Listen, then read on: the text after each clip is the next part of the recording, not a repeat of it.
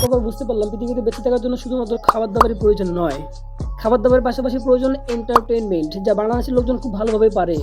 এই ছেলে মেয়েরা তোরা ঘুমের থাইকা ওঠ, পুইটা রাস্তাঘাটে ময়লা ভরা বস্তা লইয়া ঠোঁট, আর ভালো কইরা কুটবি নাইলে পাছায় লাতির ছোপ, বুঝা চোপ দিয়া কোপ, সবই সেলিব্রিটির লোভ। আর সকাল সন্ধ্যা নষ্টামি সব ঘাটে হাঁটে পথে, আবে সালা ডেন্ডি খাইয়া পাট লইয়া হাটে চাপে, কিছু লাইক ফলোর জন্য পারলে প্যান খুইলা চাটে, পোলার জন্ম খাটে মাঠে নাকি গাঞ্জা বাজার। আমাদের বাংলাদেশের সবথেকে মোস্ট জনপ্রিয় দুজন কন্টেন্ট ক্রিয়েটর হলো ওমর ফাইভ এবং থটস বিল্লাল।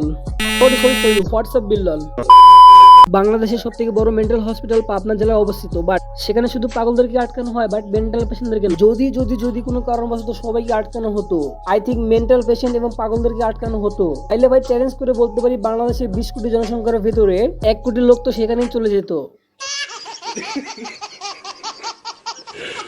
হোয়াটসঅ্যাপ বিল্লালের 3 মাসের অনলাইন ইনকামের কথা শুনে পুরো দেশ এখন কন্টেন্ট বানাতে ব্যস্ত, আর এই কন্টেন্টে না আছে মাথা, না আছে লজিক, না আছে গু। এটাই ফ্যাক্ট।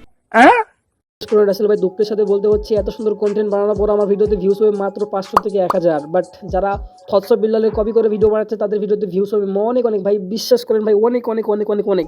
তাই জন্য আমি ভাবতেছি ভাই আমি রোস্টিং ছেড়ে দিয়ে থটস অফ বিল্লালের ফ্যান হয়ে যাবো, সরি হোয়াটসঅ্যাপ বিল্লালের ফ্যান হয়ে যাবো।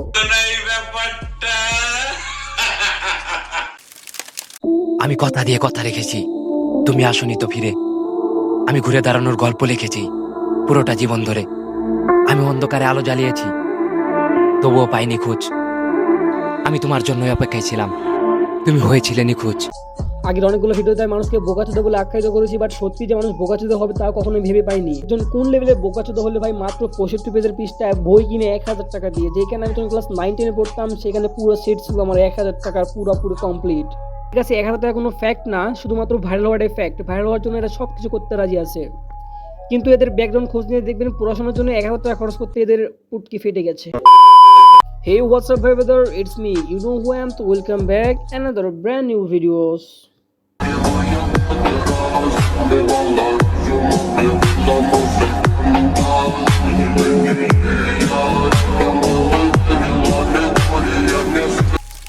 ফকিন্নি পালা যখন হুট করে বড়লোক হয়ে যায় তার অহংকারটা এমনই হওয়া দরকার। আমি সেই আগে থেকে বলে আসছি ভাই, টাকা পয়সা হলে মানুষের অহংকার হবে, এটাই স্বাভাবিক। অহংকার হলে যে তার পতন হবে এটাও স্বাভাবিক, ওইটাও স্বাভাবিক। ভাই তাহলে অস্বাভাবিক কোনটা?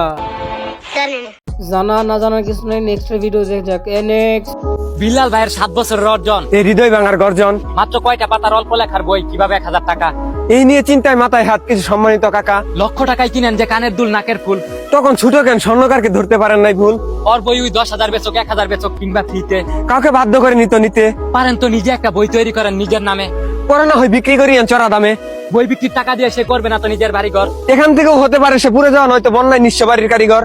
তাই বলে অনুপ্রেরণার পিছে লেগে নষ্ট করিয়েন না নিজের ব্যবসার হাল। পিছিয়ে লেগে লাভ কি, যেখানে ফিরতে পারবেন পাল। সব ব্যবসা খায়া দিল, দুঃখ রাখি কই। 1000 টাকা দিয়ে কিনতে হয় 100 টাকার বই। এইখানে এই ছাগলের 3 নম্বর বাচ্চাদের কথা শুনে মনে হলো আমি 7 বছর যদি একটা বই লিখতাম ভাই, বইয়ের ভিতরে এমন কোনো জিনিস নেই আমি লিখতে পারতাম না। আর এই 7 বছর যদি আমি আমার স্ক্রিপ্টে লিখতাম ভাই, আজকের ভিডিও তো ওয়াসম লেভেলে হতো। আর স্ক্রিপ্টের মধ্যে কেউ আবার মোমবাতি জ্বালা বইকে পূজা করতেছে, না পড়াশোনার জ্ঞান আছে না অন্য কোনো জ্ঞান আছে, আর তারপর থেকে আবার দুইজন মিলে মাঠের মধ্যে বসে থেকে ভিডিও বানাইতেছে।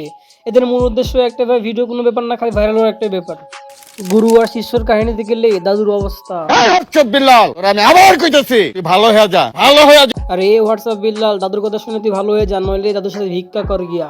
তারপর থেকে দাদু কি বলে, এই পরকীয়া প্রেম নিয়ে বই লেখা, এই আজে বাজে লেখা, এগুলো বন্ধ কর, এগুলো বয়কট। লালন দাদুর কথা শুনে একটাই কথা মনে হচ্ছে ভাই, আমাদেরকে আবার আন্দোলনে নামতে হবে শুধুমাত্র হোয়াটসঅ্যাপ বিল্লালের বইটি বয়কট করার জন্য।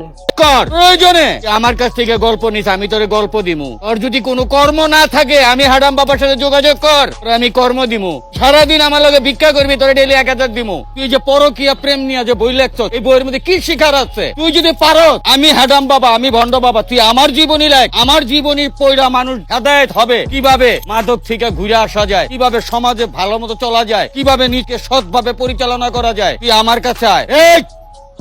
আমি নতুনদের সম্মান দিয়ে বললাম ভাই, দাদুর কথা শুনে তুই এখন দাদুর কাছে চলে যাবে, ভিক্ষা করে খা যা ভাগ। তো গাইস আজকের ভিডিও এই পর্যন্ত, দেখা হচ্ছে নেক্সট কোনো ভিডিওতে। Tata bye bye, see you.